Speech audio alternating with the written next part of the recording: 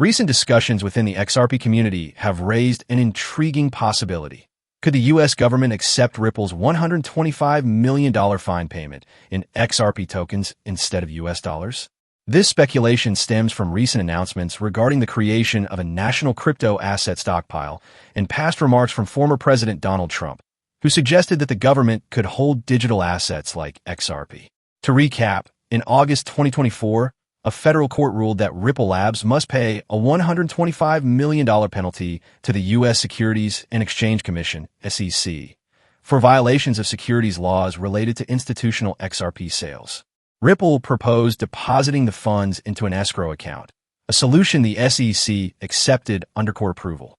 However, whether these escrowed funds are held in U.S. dollars or XRP tokens remains unclear. With the government now planning to establish a digital asset reserve, speculation has resurfaced about whether Ripple's penalty payment could be made in XRP.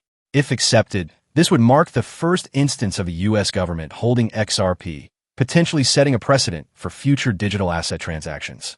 Prominent XRP community member Yassim Mubarak has publicly speculated that the U.S. government might accept XRP for this penalty payment.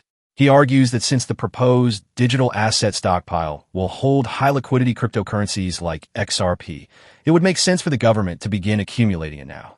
According to Mubarak, if this scenario unfolds, it could align the government's financial interests with those of XRP holders, potentially leading to clearer regulatory policies and increased adoption of the cryptocurrency. Attorney Jeremy Hogan has weighed in on this debate, citing the 1869 Supreme Court case Willard v. Taylor. This ruling established that payments made in commodities instead of U.S. dollars could be legally enforced if both parties agreed. Hogan suggests that applying this precedent, a voluntary agreement between Ripple and the SEC to settle the fine in XRP, could be legally sound.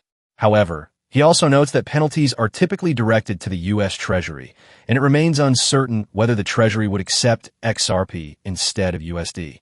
Hogan also pointed out a significant financial consideration. If Ripple had escrowed the penalty in XRP rather than USD, the Treasury could have potentially gained nearly $500 million due to XRP's price appreciation over time. This factor raises questions about how government agencies view crypto assets as financial instruments and whether they might consider holding them for long-term gains. While the idea of the U.S. government accepting XRP as a fine payment remains speculative, the discussion highlights broader trends in digital asset adoption. With the increasing role of cryptocurrencies in financial markets and ongoing regulatory developments, the coming months could provide more clarity on how digital assets like XRP fit into government strategies. Whether or not this scenario unfolds, one thing is clear. XRP's position in the financial ecosystem continues to evolve, and its role in regulatory discussions is far from over.